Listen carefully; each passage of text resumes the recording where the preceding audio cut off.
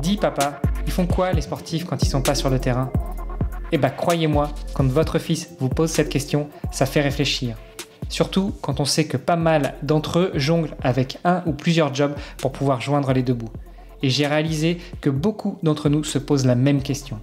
C'est pour ça qu'il y a quelques années, j'ai décidé de lancer le podcast Dans les vestiaires pour plonger dans cette double vie. Parce que derrière chaque athlète, il y a une histoire et parfois un autre métier. À peu près au même moment, j'ai rejoint ePlayer, un cabinet de recrutement spécialisé dans les recherches critiques.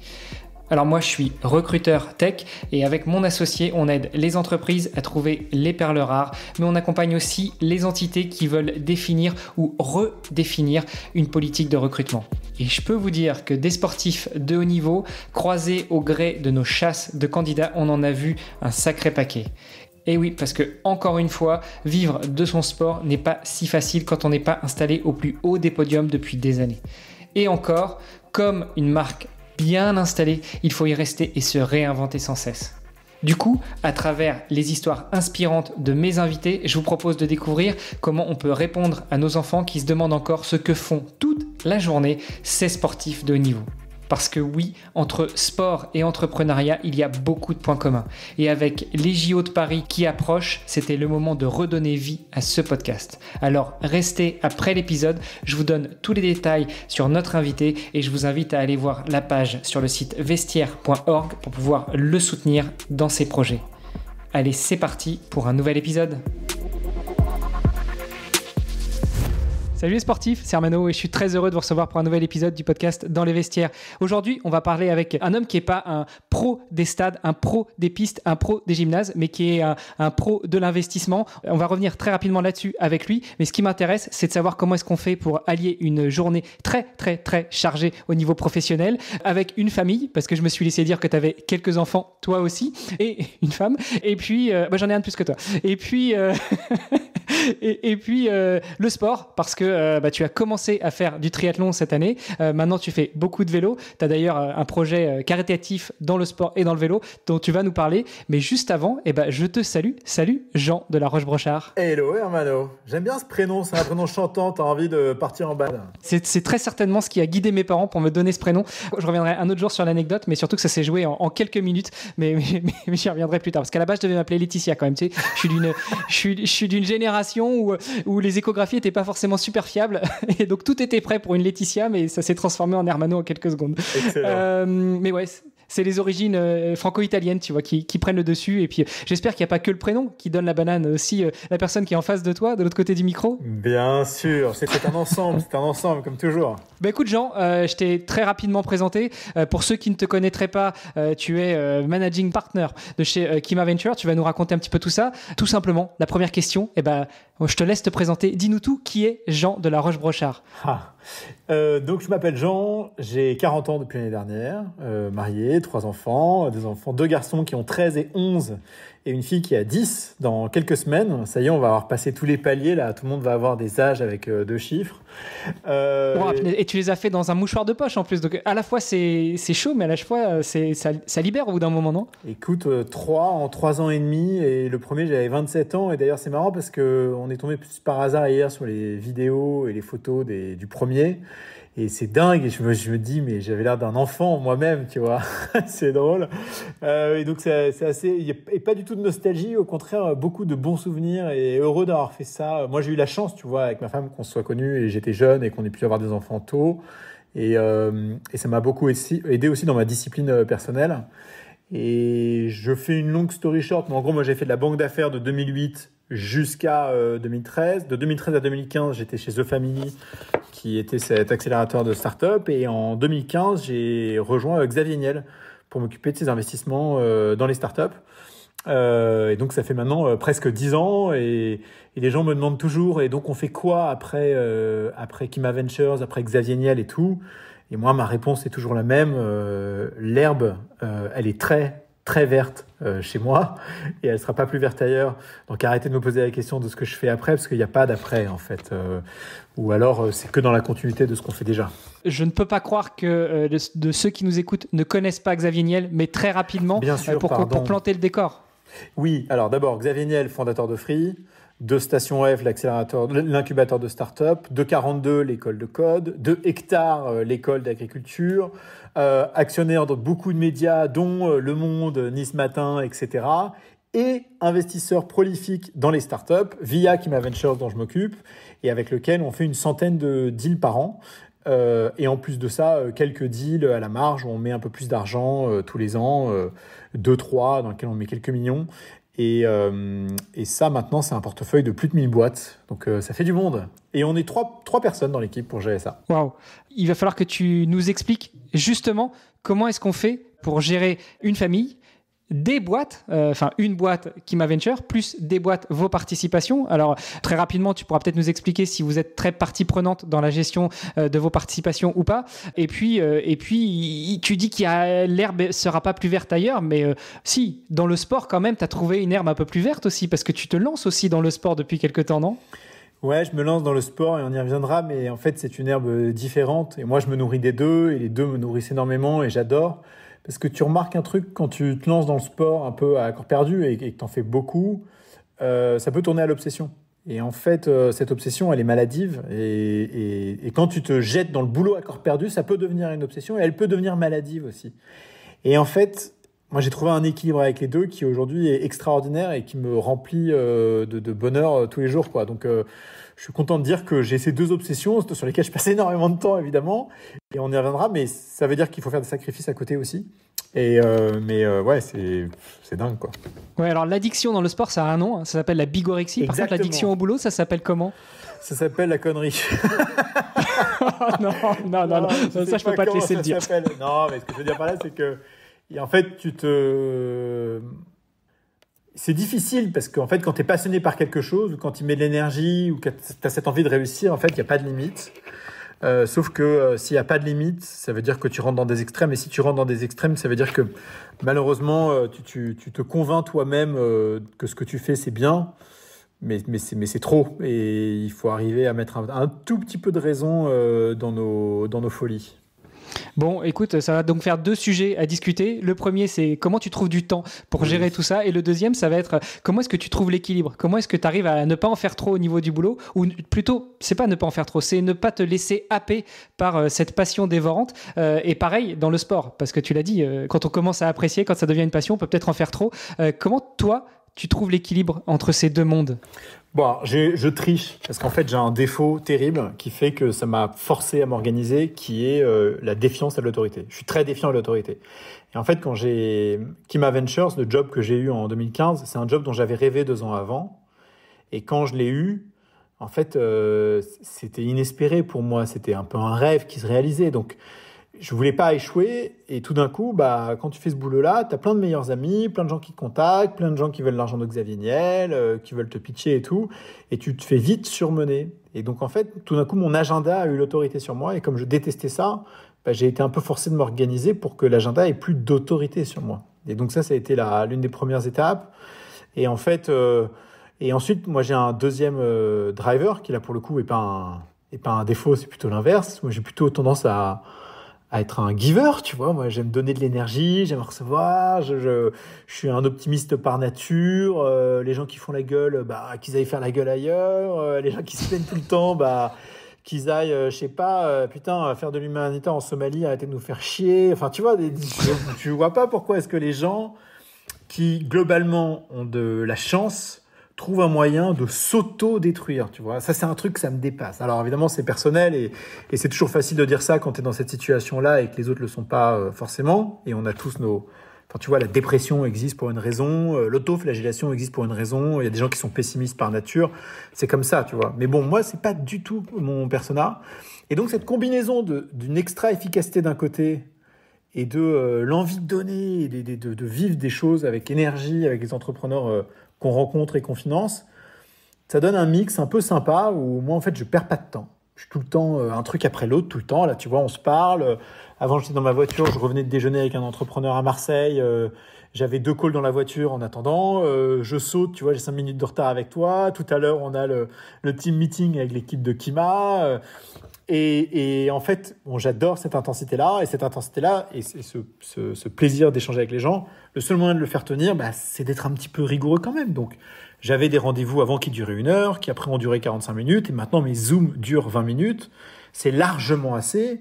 Les gens se disent, mais 20 minutes, mais comment tu fais pour tenir un call en 20 minutes? C'est pas assez, on va pas pouvoir tout se dire. Dans 90% du temps, en moins de 15 minutes, on s'est déjà tout dit, et le reste, c'est cerise sur le gâteau, tu vois, c'est chantilly. Donc, voilà. Et du coup, j'essaie de le transposer aussi dans la manière dont je fais du sport. Après, je veux juste quand même, tu vois, que les choses soient claires. J'ai moins de temps pour certaines activités sociales. J'ai moins de temps pour les amis. Il fallait que je fasse un sacrifice, tu vois. T'as une vie sociale avec des amis. Moi, je suis assez casanier de nature, donc c'est pas trop ma vie de tous les jours, donc c'est pas très grave. Mais bon, quand même, faut voir des gens. T'as ta vie familiale. Moi, c'est mon pilier, c'est mon quotidien. C'est ce qui me lève le matin et ce qui me couche le soir et ce qui me rend heureux.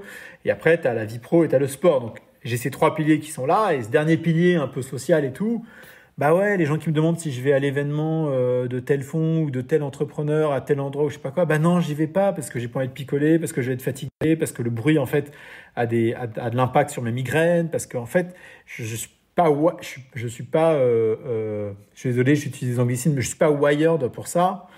Et donc, non, je suis pas trop dans les événements sociaux à droite à gauche. Je suis ça chez moi. Soit je suis en train de faire du vélo, soit en train de courir, soit en Zoom, soit en rendez-vous avec un entrepreneur. Bon, l'idéal, ce serait quand même, tu sais, j'ai vu passer ces lunettes connectées pour faire de la natation qui te permettent d'avoir un retour sur tes performances. Forme. Ouais, j'adore. Et est-ce que, tu vois, l'idéal, ce serait peut-être pour un mec comme toi, et voire même comme moi, ça pourrait être sympa de faire du podcast comme ça, d'intégrer un Google Meet ou un Zoom à l'intérieur. Alors, pour parler, ce serait peut-être un peu compliqué, mais pour suivre une réunion où finalement, tu as des réunions où tu es obligé d'être là, de faire acte de présence, mais comme tu dis, en 20 minutes, tu fais pas mal de choses. Donc, ça pourrait être sympa, non? Alors, je fais beaucoup de calls avec des entrepreneurs quand je cours ou quand je fais du vélo en zone 2, parce que tu t'essouffles pas et tu peux parler. D'ailleurs, j'ai parfois des gens qui me disent, mais tu vois, je leur dis, attends, dans 2 secondes, là, je passe, je sais pas, un chien qui gueule ou une voiture ou je ne sais quoi. Ils me disent, mais tu fais quoi? Je suis en train de courir. Ah bon, t'es en train de courir? Donc, tu vois, comme quoi ça se passe tout seul. Ça passe tout seul. Mais par contre, il faut choisir ces discussions. Nous, on a beaucoup d'entrepreneurs. Ces entrepreneurs, tu me demandais comment est-ce qu'on les accompagne. On a quelques entrepreneurs dans lesquels on a mis un peu plus d'argent. Quelques entrepreneurs qui, c'est la vie, tu vois, sont des gens qui sont des chouchous, des gens avec qui on s'entend extrêmement bien et avec qui on est plutôt proactif. Tu vois, on va leur envoyer un message de temps en temps pour savoir comment ça va, on va échanger plus régulièrement. Puis on a tous ceux qui nous contactent en me disant j'ai un problème précis ou j'ai besoin d'échanger ou ça va pas ou je ne sais quoi. Et là, on va leur dédier 10, 20, 30, 40 minutes de notre temps, ça dépend du besoin. Et là, j'en ai énormément, moi, des petits calls de 5-10 minutes avec des entrepreneurs dans la journée, tu vois, qui sont pas dans mon agenda et que je vais faire justement quand je suis sur mon vélo en train de courir et je peux t'en enquiller une petite dizaine comme ça s'il faut, tu vois. Et j'adore. Écoute, je comprends tout à fait. Hein. Je trouve que ça colle bien avec ce rôle de patron multitouche, multitask, tu vois, et en même temps, alors je dirais pas slasher, mais qui passe d'une activité à une autre, qui sait très bien les gérer, et puis qui est là aussi pour apporter son conseil, pour accompagner. T'as pas besoin de faire des calls de 2 heures finalement pour accompagner un entrepreneur qui a un pain, qui a un problème et qui va être résolu en 5-10 minutes juste en échangeant. Et je suis même sûr, tu me diras peut-être le contraire, mais je suis même sûr que juste le fait de t'en parler, de présenter son problème, l'entrepreneur, homme ou femme, trouve la solution tout seul. C'est vrai, et c'est d'ailleurs la base du coaching, c'est qu'un bon coach ne donne pas des solutions, il pose des bonnes questions. Et donc, c'est aussi mon travail. Après, on a quand même la chance, c'est qu'on a beaucoup de référentiels, parce qu'on a beaucoup d'entrepreneurs qui sont passés par beaucoup de situations. Et donc, c'est aussi facile d'aiguiller de temps en temps les entrepreneurs vers le bon endroit. Et d'ailleurs, tu parlais de slasher et tout. Moi, je dis toujours, dans la vie, pour faire quelque chose, il faut trouver un moteur pour commencer. Et après, il faut du carburant pour continuer. Parce que si tu as un moteur mais que tu n'as pas de carburant, ça ne sert à rien. Moi, mon moteur, c'est la compète. C'est ce j'adore, en fait. Et c'est une compétition vis-à-vis de moi-même. Compétition de voir du monde, de faire les choses, d'avancer et tout. Mais mon combustible, c'est la reconnaissance. Et donc, donc j'ai ce truc permanent où j'avance pour conquérir et je continue parce que je plais. Tu vois. Et en fait, c'est ça moi, ma roue de hamster, c'est celle-là, tu vois. Bon, écoute, espérons juste qu'à un moment, tu vas pas t'essouffler. Zone 2, il faut bien s'entraîner. Il faut attention au volume, attention à l'intensité. Si tu fais attention aux deux, c'est bon. Bon, alors justement, tu emploies des termes, j'espère que nos auditeurs et nos auditrices connaissent, zone 2 pour marquer la zone d'endurance dans l'entraînement. Voilà. Donc, on comprendra que tu es aussi sportif, c'est aussi pour ça que je t'ai invité, pour parler sport. Normalement, dans ce podcast-là, on parle surtout de finances pour les sportifs et les sportifs de niveau. Comment est-ce qu'ils financent leur carrière? Mais je voulais aussi inviter des entrepreneurs, des sportifs entrepreneurs. Non, je veux pas le savoir. J'ai plein de bonnes idées pour dépenser dans des trucs inutiles, tu vois. Genre, bon, alors, je les ai acheté, tes lunettes forme, là, retour. Ouais. Ça, c'était utile, ça, c'était bien, ça, quand même. Non, j'ai pas besoin de savoir combien ni comment tu dépenses ton argent. Éventuellement, si tu veux investir dans des sportifs, pourquoi pas, mais ça, on en parlera en off. C'est pas l'objectif du podcast. Ok. Non, ce que j'aimerais, c'est que tu reviennes avec nous, justement, sur ta remise au sport. Parce que j'ai compris que pendant quelques années, t'avais pas trop fait de sport. Et puis là, depuis 2021, 2022, tout s'est chamboulé.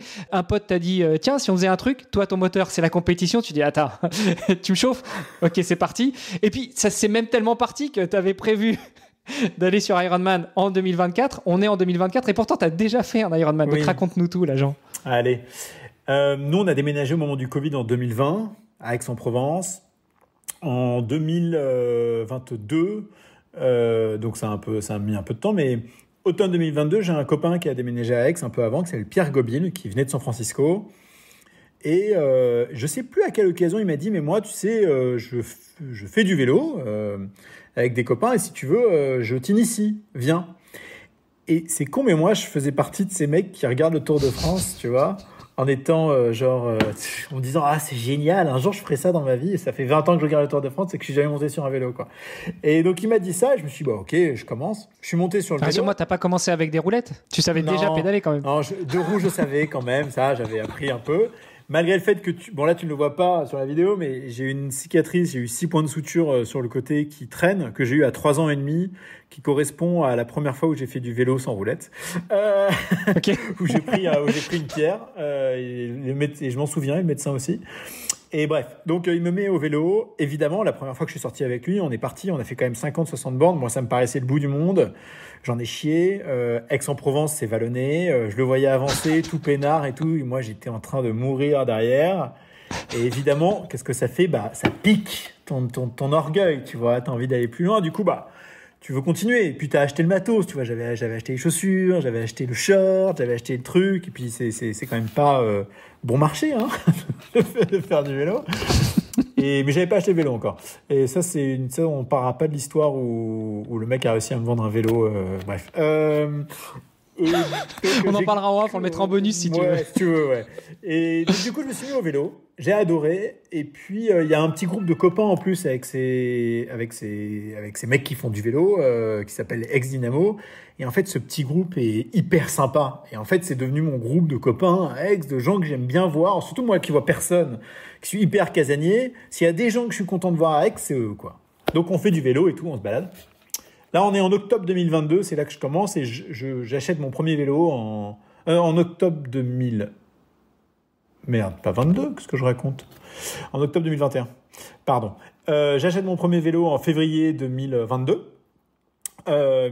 Et puis en février-mars 2023, donc un peu moins d'un an et demi après, j'ai un copain qui me dit Jean, je viens à Aix, je viens faire le demi-Ironman de Aix, est-ce que tu peux m'héberger? Je dis ouais, carrément, viens, c'est cool. Et il me dit mais j'ai vu que tu faisais un peu de vélo, tu dois bien savoir nager 2 bornes et courir 20 bornes, tu vois, c'est pas énorme, vas-y, tente là. Bon, évidemment, je me rappellerai toujours, j'étais assis sur mon siège sur duquel je travaille le dimanche soir pour faire mon inbox 0 pour vider mes emails. Et ça a duré littéralement 2 minutes et demie. Je suis allé sur le site d'Ironman, j'ai craqué mon PEA, mon PEL, voilà, je me suis inscrit sur demi-PEL. J'ai craqué un demi-PEL et je me suis inscrit. Non, parce que les mecs, ils sont quand même forts. Hein. T'as l'impression... Ouais, puis ça, c'est parce que tu t'es inscrit 15 jours avant la course, parce que sinon... Ouais. Enfin, je me suis inscrit un peu tard, mais bon, non, c'était à mars-avril, j'ai plus. Et je me suis dit, bon, je vais nager un peu. Donc, j'ai nagé 2 fois, voilà. Sans me rendre compte que, en fait...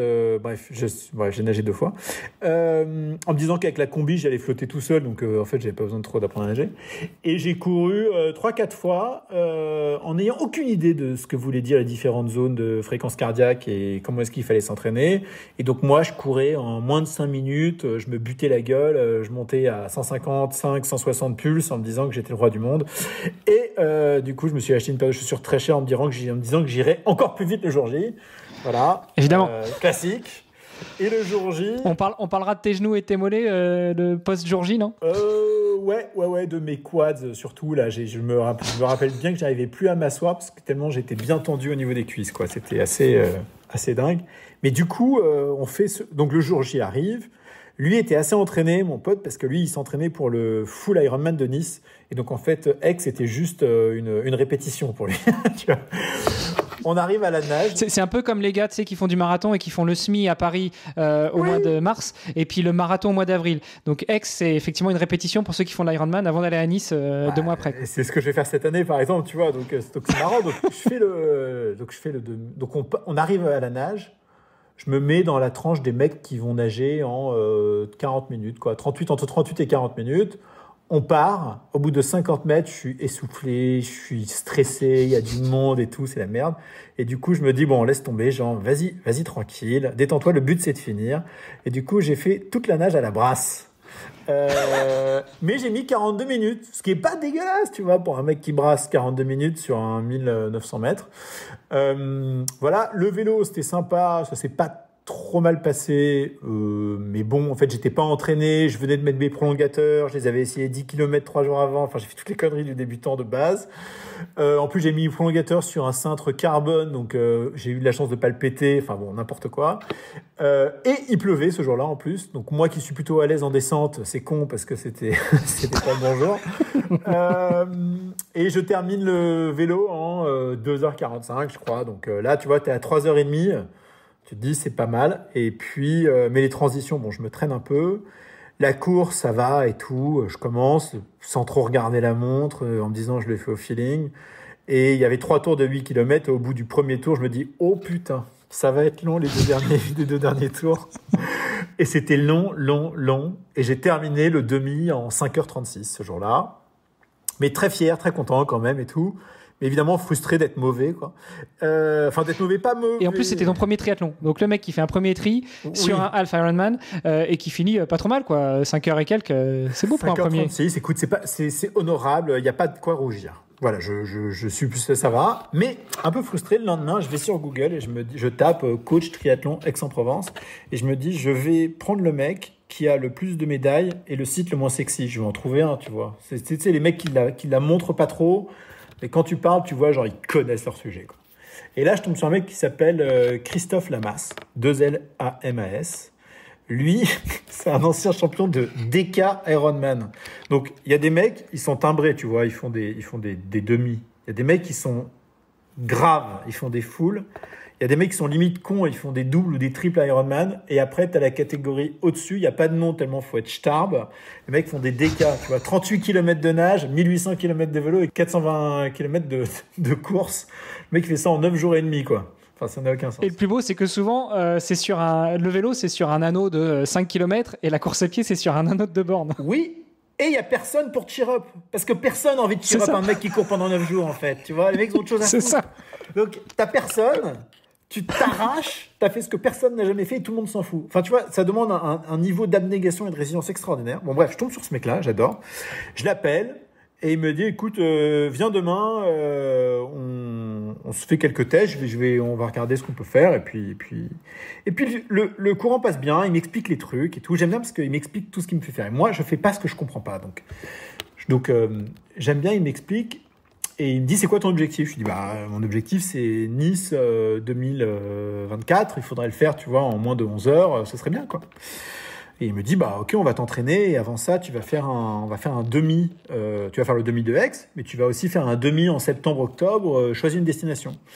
Et puis, j'allais à Genève pour une conférence. Du coup, je me dis, je vais choisir je vais prendre une destination en Italie. Et je m'inscris pour le demi Ironman de Cervia, mi-septembre. Donc, je m'entraîne juin, juillet, août. Et puis, mi-août, je me rends compte qu'en fait, le demi-Ironman, malheureusement, il a lieu le dimanche. Il part à midi. Moi, j'ai des rendez-vous le lundi. Il faut que je rentre chez moi. En fait, ça ne m'arrange pas du tout. Donc, je dis à mon coach, écoute, le truc ne m'arrange pas. Si ça te va, je m'inscris le samedi au full. Si j'y vais doucement, ça peut passer, tu vois. Il me dit, écoute, on l'attend. Par contre, je vais te donner des indications. Tu as interdiction de déroger à ces indications. Tu feras exactement ce que je te dis, quoi. Et alors, la spécialité des sportifs, c'est de faire exactement ce que t'as pas dit, le mec, tu vois. C'est surtout de pas suivre les indications. Mais moi, Christophe, j'ai compris que si je suivais pas ces indications, j'allais être dans la merde. Du coup, j'ai vraiment tout bien suivi. Il m'a dit, tu fais la natation les 400 mètres, mollo, tu vois, le temps que le corps se mette en place, te crame pas, faut pas que tu rentres en anaérobie, genre, chill. Et je pars, et je fais la natte en... Donc là, j'ai appris à crawler depuis, quand même. Je fais la natte en 1h13, donc je suis, honorable. Les 3008. Je monte sur le vélo, il n'y avait pas beaucoup de dénivelé, il y avait que 700 de dénivelé. Et je fais ça à 34 km/h de moyenne, quand même, en 5h15, un truc comme ça. Et j'avais jamais couru de marathon de ma vie. Je crois que la plus grande distance que j'avais fait, c'était 24 ou 25 km l'été, en août, chez moi. Et donc sur le vélo, d'abord, il m'a dit, tu te mets à 140 pulsations, rien à foutre des watts, rien à foutre de tout, tu te mets à 140, je veux pas que tu dépasses ce truc-là. Et j'étais à 140 tout le long, et d'ailleurs, la moyenne de tout le vélo sur les 5h15, c'est 140 pulsations minutes, tu vois. Donc c'est assez marrant. C'est beau. C'est beau. Et le marathon, il me dit, écoute, tu tournes en 5,45, te stresse pas, ça va aller, quoi. Là, j'étais en 5,25, je me sentais bien. Et je me dis, je peux pousser. Je me dis, non, je pousse pas. Je suis en 5,25, déjà, c'est bien. Je pousse pas. On verra à la deuxième partie si j'ai envie de pousser. Je peux dire que la deuxième partie, j'avais pas envie de pousser, quoi. Hein. J'étais en 5,25, déjà, je m'arrachais. Et j'ai fait le marathon en 3h48. Et du coup, j'ai terminé ce premier Ironman en 10h30. Et tu vois, pour un mec qui savait pas nager et qui savait pas courir moins de 4 mois avant, j'étais content, quoi. Et du coup, ça m'a piqué encore plus. Et là, évidemment, ce que j'ai envie, c'est de me qualifier pour Kona. Et si dans 2, 3, 4 ans, j'ai la possibilité, c'est d'aller chercher ma catégorie, tu vois. Faut rêver un peu. Donc voilà un peu l'overview, l'ensemble. Le mec est vraiment piqué à la compétition, quoi. C'est débile, bien sûr. Complètement. C'est pas sur un podcast de sport où je reçois des sportifs et des sportifs de haut niveau que je vais te dire c'est débile la compétition, forcément. Non. Mais dans le bon sens du terme. C'est un bel objectif. Après, la question sur tout ça, moi j'ai fait du triathlon pendant des années, je sais ce que ça représente en termes d'investissement en temps et aussi d'investissement financier. Tu l'as dit, un vélo, une paire de pompes, un casque, des fringues, etc. C'est quand même pas donné. Ça représentait quoi ton entraînement, justement? Alors on le rappelle, à la base, jusqu'à 3 semaines du départ, tu étais censé être sur un 73, donc sur un Half Ironman, mais ça représentait quoi tes entraînements? C'était 1 heure par jour, 10 heures par semaine, 20 heures par semaine? Écoute, on va prendre Training Peaks, on va regarder ça ensemble. Allez. Ça va être intéressant. Alors, le calendrier, il est là. En juin, juillet, août, j'ai dû m'entraîner entre 12 et 14 heures par semaine, je pense. Un truc comme ça. C'était la période estivale et tout, c'était assez facile quand même, parce qu'août, il n'y avait pas grand-chose, et juillet, tu peux moduler et tout, donc ça allait. Septembre, en fait, fin août, début septembre, j'ai rien fait, parce qu'il y avait le taper avant de commencer la course, donc j'étais hyper soft. Après, j'en ai chié un peu, parce que j'avais les Bosses de Provence 2 semaines après, j'avais la haute route Ventoux, où tu te prends quand même... tu te prends, je sais plus combien, genre pas loin de 6000 de D+, pendant 3 jours avec je sais pas combien de kilomètres. Et puis c'est une course, donc même si t'es loin des premiers, tu te butes, hein, voilà. Classique. Et je voulais battre mon record sur Bédouin, donc j'y suis allé comme un cochon sur la dernière journée. Et après, j'ai mis quand même une grosse semaine à m'en remettre. Et ensuite, et là, je tourne en fait parce que comme je me balade avec ma femme dans la forêt aussi le week-end, un peu à l'heure du déj et tout, j'ai du mal à dissocier les deux, mais en gros, je fais 18-20 heures par semaine, et là-dessus, il y a 14-15 heures sur l'ensemble natation, vélo, nage, et en gros, il y a 2 séances de nage, 3 séances de vélo, 3 séances de course, et parfois un enchaînement vélo-course. Et comment on fait quand on est entrepreneur comme toi, quand on est patron de boîte et qu'en plus on gère des participations? Bon, tu vas me dire, ouais, les patrons de start-up, en fait, c'est entre 19h et 22h qu'ils t'appellent et c'est comme ça que tu arrives à moduler ton temps? Non, il y a plusieurs éléments. Le premier, c'est que comme tu veux performer dans les deux, en fait, il n'y a pas tu t'accordes pas de dérapage. Genre, moi, je bulle pas sur mon ordinateur, tu vois. Je regarde pas mes mails en dilettante, je fais pas un truc par-ci, un truc par-là. Je regarde, genre, je sais que mon temps est compté, je sais que j'ai 1h30 entre tel moment et tel rendez-vous, entre tel rendez-vous et telle séance. Et donc, juste, genre, faut que ça déroule.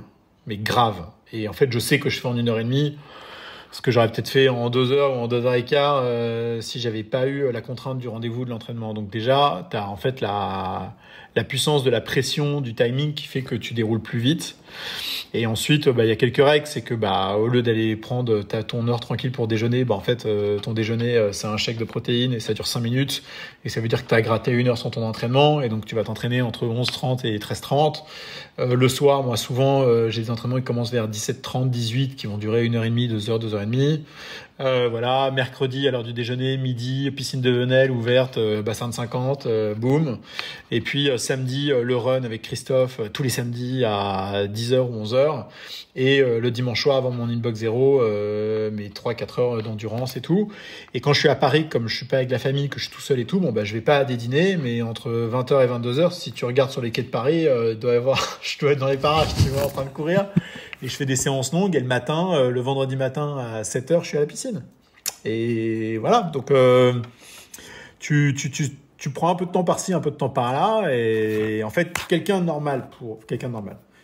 sans se mettre de pression pourrait probablement s'entraîner sans aucun problème 6-7 heures par semaine, quoi. C'est facile. Si tu arrives à gratter 3 heures sur un déj, 3 heures sur ta vie sociale et 2 heures par-ci, 15 heures, tu les fais vite en fait. Voilà, facile. Faut juste... T'as juste un problème de physique. Tu vois, dimanche, j'ai fait 2h30 de vélo et 1 heure de... J'ai fait 2... Ouais, je sais même plus. 2h30 de vélo, 1 heure de course. Et hier, j'ai fait 2 heures de vélo, 1h30 de vélo. Non, 2 heures de vélo, 2 heures de course aussi. Là, ce matin, aujourd'hui, tu vois, j'aurais bien fait un run et une séance de vélo. Je peux pas. Physiquement, je suis pas équipé là. Tu vois, j'ai un peu forcé, je suis un peu con. Donc, c'est aussi bien arriver à mettre les séances au bon endroit, quoi. Et malgré le fait que j'ai bien dormi, que je suis bien étiré et tout, je sens que j'ai un petit peu poussé quand même.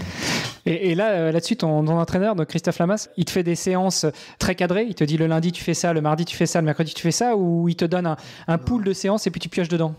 Non, Christophe, il a conscience que mon agenda est un peu mouvant. Il sait que je suis à Paris jeudi, vendredi, qu'il faut que je m'organise et tout. Donc, on a en fait des routines qui sont la routine normalement du lundi matin à la piscine. Je commence tous les lundis matins par la piscine. Ça fait vachement de bien parce que c'est le truc le plus chiant. C'est le truc qui... Et en fait, ça te met la gouache pour la semaine. Donc ça, j'aime bien. Et on termine le samedi, on se fait notre séance de run ensemble. Souvent des séances au seuil où là, en fait, il me booste, quoi. Il me pousse. Et le reste du temps, moi, je reçois tous les dimanches, il m'envoie une feuille avec toutes mes séances. Pourquoi ces séances-là, dans quelle période d'entraînement on est. Et moi, le dimanche, pendant que je fais mon inbox 0, je prends mon agenda, hop, je bloque mes séances en faisant en sorte que entre les séances en zone 2, les séances en résistance et les séances au seuil, le timing s'opère bien pour pas que je sois trop fatigué, quoi. Et voilà. Et puis il me fait aussi mon plan de nutrition, mes vitamines. Il vérifie que je prends bien suffisamment de protéines parce que ça sert à rien d'appuyer sur tes muscles si tu les régénères pas, des choses comme ça, quoi. Bon, écoute, ça a l'air sympa comme programme. J'allais te proposer quelques mises en relation avec des pros du sommeil, des pros de la nutrition ou autres, mais je crois qu'il y a tout ce qu'il faut, donc ça sert à rien. Je dors très très très bien et ça c'est mon pouvoir secret. C'est ce qui fait qu'à chaque fois que je me réveille, je prends ma Garmin et tu vois là ce matin, hier j'ai quand même fait 4 heures, avant-hier j'ai fait 4 heures. Tu vois, je suis à 58%. Après s'être buté 2 jours, 4 heures d'affilée, franchement c'est bien, quoi. Et en fait, donc j'ai pas de sujet, ma récupération se fait vachement bien. Sur la nutrition, moi j'avais besoin de perdre un peu de poids, donc il m'a aidé, c'était très simple comme protocole. Et puis je teste des trucs, tu vois, l'eau hydrogénée, hydrogénéisée. Je teste, tu vois, j'ai testé plein de trucs de nutrition pour la course, pour voir ce que je digérais le mieux et qui étaient bien câblés en fructose, maltodextrine et glucose. Pareil sur les shakes de protéines. Il y a des shakes de protéines en fait qui sont très sucrés, on s'en rend pas compte, et d'autres qui sont beaucoup moins sucrés et qui pourtant font très bien le job. Bref, il faut... Ouais, écoute, le truc c'est que on n'en parle pas beaucoup, mais putain, le nombre de petits éléments à mettre bout à bout pour arriver à un entraînement complet, c'est costaud, quoi. Non, mais déjà, je suis content parce qu'au début, tu as dit quand tu as commencé, en gros, tu avais nagé 2 fois et tu avais couru 2 fois et tu t'es jeté dans le bain du triathlon. Oui. Et dans le bouquin que j'ai coécrit avec Olivier Descuter, avec qui on produit un podcast qui s'appelle Devenir triathlète, forcément, on écrit une chose. on ne part jamais en compétition sans avoir testé. Et en gros, c'est ce que tu as fait sur la course à pied, sur la natation. Tu avais couru 2 fois, tu avais nagé 2 fois, mais tu as été sur ta compétition directe. Et j'imagine sur l'alimentation, tu avais peut-être fait pareil pour ta première compétition. Ah, mais alors que là... la première compétition, comme un débile, j'ai pris, tu sais, moi j'ai des espèces de barres, c'est des pâtes de fruits. Donc la pâte de fruits, c'est mignon, hein. La pâte de fruits, c'est pas nutritif, hein. Il faut que t'en bouffes des pâtes de fruits, hein, pour récupérer, pour prendre tes 60 ou 80 grammes par heure, hein. Genre, faut y aller, hein. C'est ça. Donc moi, je pense que j'ai tourné à 15 grammes. Et sur la course à pied, j'ai dû en zapper un. Et en fait, j'étais HS à la fin. Et là, je peux te dire qu'on m'y reprendra plus, hein. Voilà, donc on ne teste rien en compétition, on teste tout avant. Donc c'est bien là que justement ben voilà, la base. Mais il faut quand même tomber pour apprendre à se relever. Ouais. Et tu testes plusieurs fois. C'est comme ton vélo de tri. Tu le sors pas 3 mois avant et le jour J. Tu le sors plusieurs fois. Tu regardes bien tu fais des sorties longues. Tu regardes comment ça impacte tes fesses. Tu regardes si tu l'avances un petit peu plus ce que ça donne. Si tu le recules un peu plus ce que ça donne. Si tu moulines un peu plus et tout. Faut taffer, ouais. Faut tester. On a parlé de toi, on a parlé du boulot, on a parlé du sport. Qu'est-ce que tu trouverais, toi, comme pont entre le sport éventuellement de haut niveau, parce qu'au niveau où tu pratiques, ça commence déjà à devenir du bon niveau, surtout que tu nous dis que tu vises une qualif pour Kona et voire même gagner dans ta catégorie. Alors Kona, pour ceux qui connaissent pas, c'est le support des championnats du monde du triathlon distance Ironman. Ça se passe à Hawaï. Une année sur 2 maintenant. Il y a une année, c'est à Nice et l'autre, c'est à Hawaï. Donc déjà, il faudra bien que tu choisisses ton année quand tu te qualifieras. Exact. Mais donc on a compris. Là, tu montes encore d'un cran, tu veux aller dans la performance, donc tu n'es pas loin d'être un sportif de haut niveau. Quel pont tu trouves entre l'entrepreneuriat de haut niveau et le sport de haut niveau ?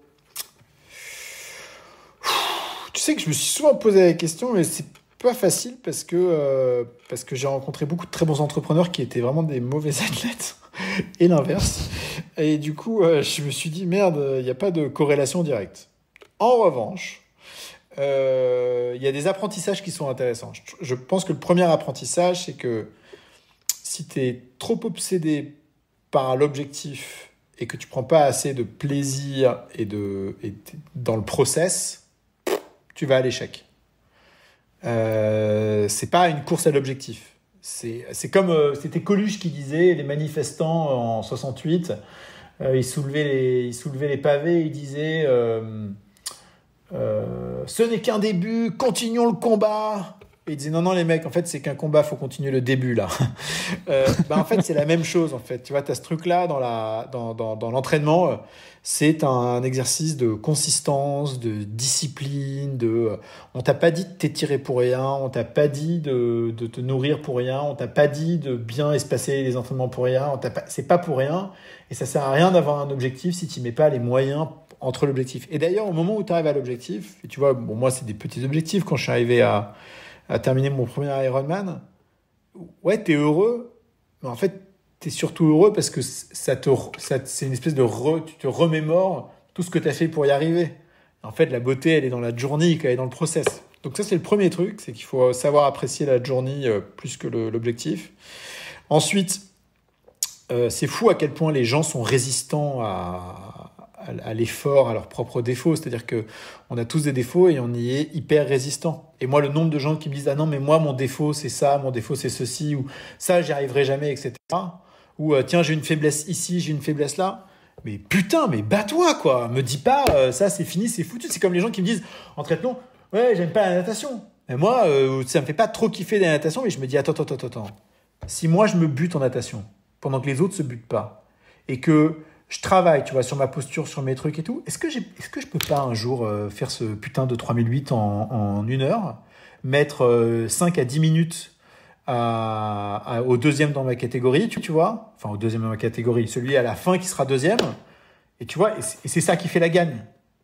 Et donc en fait, il y a ce truc-là où à un moment donné, tu connais tes limitations, et les bons entrepreneurs et les bons athlètes, en fait, tu vois, un mec comme Lionel Sanders, mais excuse-moi, mais ce mec est un peu bourru, quoi. Il passe son temps à parler de tout ce qu'il n'a pas fait, qu'il aurait dû faire, de toutes les conneries qu'il a faites, et il recommence le lendemain. Je lui dis, mais mec, en fait, tu es une machine de guerre, tu le sais, tu le dis dans tes vidéos, et le lendemain, tu repars. Mais putain, quoi, mais qu'est-ce qui t'a pris? Tu vois, sa technique de course, c'est nimp, il se bute, il est tout le temps âgé. Et pendant ce temps-là, tu as Frodeno, qui débarque, qui lui sort de 2 ans d'injury, qui débarque au PTO, qui a 15 ans de plus que lui. Qui dit attends, je suis sur le vélo, je vois les mecs me doubler. Est-ce que je cravache pour les rattraper ou est-ce que je reste sur mon pace parce que c'est là, il reste sur son pace, il commence la course, il les dépasse tous, il les nique. Ça c'est beau, ça. Ça, c'est le truc qui... un bon entrepreneur, il y a cette fonction à la fois de consistance, de résilience qui fait que c'est pas je me bute H24 en espérant que ça passe, quoi, tu vois. Le meilleur, c'est pas je me suis buté. C'est comme quand Sam Laidlow à Nice, tu vois, met ses chaussettes de contention et les mecs se disent mais putain, mais pourquoi est-ce qu'il perd 20 ou 30 secondes à mettre des chaussettes de contention ? Je sais pas, peut-être parce que le mec va se buter pendant 7 heures là maintenant et que c'est peut-être bien, tu vois, pour lui de faire ça. Et puis surtout qu'il gagne. Et à la fin, il gagne. Et ouais, et tu vois, et d'ailleurs, c'est marrant parce que l'année dernière, donc moi j'avais suivi Kona et je m'étais dit, ça doit être compliqué pour un mec comme Sam Laidlow qui semble pas avoir la génétique, les avantages de certains mecs, tu vois, comme Yann. Ou même comme Sébastien Kinney, tu vois. Et pourtant, putain, voilà, putain, le mec, la manière dont il s'est accroché, dont il a fait le truc et tout, il part pas gagnant, tu vois. Il a plus de trucs à compenser que les autres, et il y arrive et c'est beau. Et moi, je pense que c'est des beaux exemples, ça. Et il faut appliquer pareil à l'entrepreneuriat. Mais dans le boulot, tous les jours, en fait. Écoute, c'est un mode de vie, finalement. Le sport, et encore plus le triathlon, je crois, c'est pas qu'une hygiène de vie, c'est un mode de vie. Le triathlon est quand même un sport assez particulier. Déjà, c'est 3 sports pour en faire un, mais c'est assez particulier. J'aime beaucoup cet état d'esprit. Tu vas me dire, sinon je ferais pas beaucoup de choses autour du triathlon. Tu m'étonnes. Jean, je t'avais promis 30 minutes. On en est déjà à plus de 45. Ça me rassure si tu me dis que t'as pas vu le temps passer. Comme ça veut dire que t'as passé un bon moment. Ouais, et puis je parle jamais de ça, alors ça me fait plaisir, tu vois, pour une fois. Justement, c'était le but, tu vois, de te faire parler d'autres choses. J'ai encore 2 questions pour toi. La première, vas-y. Si tu pouvais rencontrer le petit Jean de La Roche-Brochard quand tu sors d'études, tu sais, que lui sache exactement quelle vie tu vas avoir, donc quelle vie il va avoir. Qu'est-ce que tu crois que lui, le petit Jean de La Roche-Brochard, à, je sais pas, 22, 23, 25 ans, te dirait en connaissant tout ce qu'il va vivre après? Alors attends, donc c'est pas moi maintenant qui va dire à mon petit Jean ce qu'il se pense. C'est le petit qui, sachant ce qui va se passer... Ouais, c'est ça. Instinctivement, c'est putain, j'ai eu du cul. Parce que beaucoup de choses se sont très bien goupillées et qui font que j'ai énormément de chance. Alors les gens te disent la chance ça n'existe pas, mais la chance c'est aussi le fait que tu fasses des choix et qui 10 ans après ou 20 ans après s'avèrent avoir été les bons, tu vois, et ça malheureusement tu ne le sais pas avant, quoi. Et donc c'est vraiment ça qui se dirait putain, on va passer loin ça. Et qu'est-ce que toi, tu lui répondrais s'il disait putain, qu'est-ce que j'ai eu du cul quand je te vois là où t'es avec tout ce qu'on a réalisé? Qu'est-ce que tu lui répondrais? Je dirais ça aurait été bien ce serait bien que tu mettes un petit peu plus de rigueur, que tu sois un peu moins bordélique, parce que t'as eu du cul, mais si c'était pas passé, t'aurais eu l'air con. Écoute, je pense que c'est pas mal comme enseignement. Et puis, écoute, j'ai la dernière question, tout simplement. Où est-ce qu'on peut rentrer en contact avec toi? Où est-ce qu'on peut suivre tes pérégrinations, tes aventures, et puis éventuellement suivre ce que donnera le doublé Half Ironman de Aix et puis Ironman de Nice? On verra, ça va être intéressant ça. Alors, je réponds à tous les emails. Donc, mon email. Je réponds à tous les emails. Si on peut éviter les pavés de 12 paragraphes sans call to action précis, ça m'arrange. Mais sur Jean, le chiffre 2, lr.com. Après, sur Strava, voilà, j'y suis, c'est ouvert. Voilà. Je me suis remis sur Insta, mais j'ai pas encore trouvé la martingale sur le contenu que j'ai envie d'y publier, mais j'y suis aussi, hein. Et puis voilà. Écoute, c'est pas mal. De toute façon, on remettra tout ça dans les notes de l'épisode.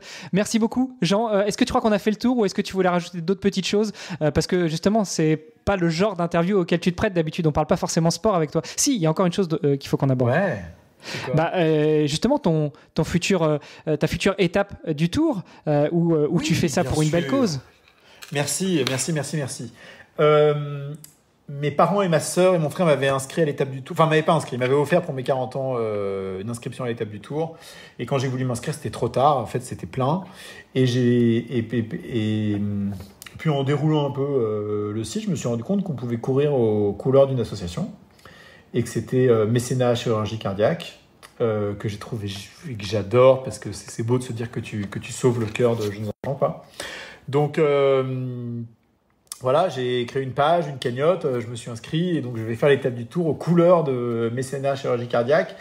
Et pour ma combinaison d'ailleurs de triathlon que je suis en train de faire, sur l'un des côtés du triathlon, je mets le cœur qui représente le logo de Mécénat Chirurgie Cardiaque que je vais garder toujours avec moi parce que je pense que c'est une cause qui, de manière générale, je vais défendre au fur et à mesure de mes pérégrinations dans le sport. Et c'est un moteur supplémentaire. Et ça fait plaisir de savoir que voilà, il y a des gens qui te soutiennent parce qu'ils soutiennent la cause pour laquelle tu cours, quoi. Et ça, c'est beau.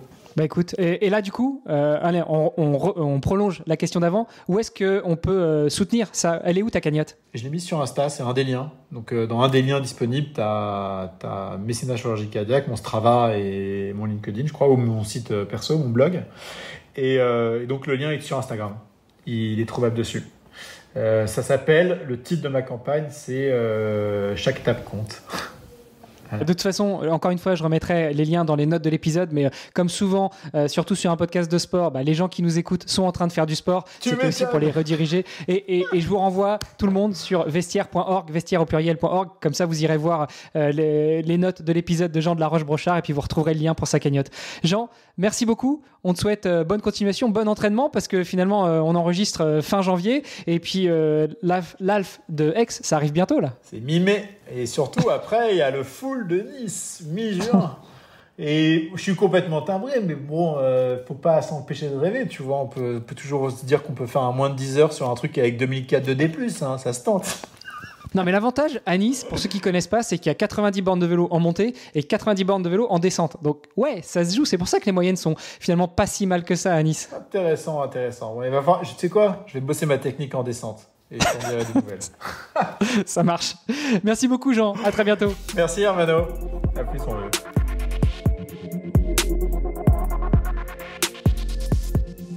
Alors on est tous d'accord, chaque athlète a une histoire unique, tout comme Jean de la Roche-Brochard que vous venez d'entendre sur le podcast. Si son parcours vous a inspiré, eh bien rejoignez-nous sur les réseaux sociaux du podcast pour en discuter. Tous les liens sont dans les notes de l'épisode. Pour en découvrir davantage sur Jean et tous les autres sportifs du podcast et les soutenir dans leurs défis, eh bien visitez le site vestiaire.org. On a besoin de vous, chaque euro compte et 100% des dons sont directement reversés aux athlètes. Le podcast Dans les vestiaires met en lumière ces héros du sport et ils ont besoin de votre soutien.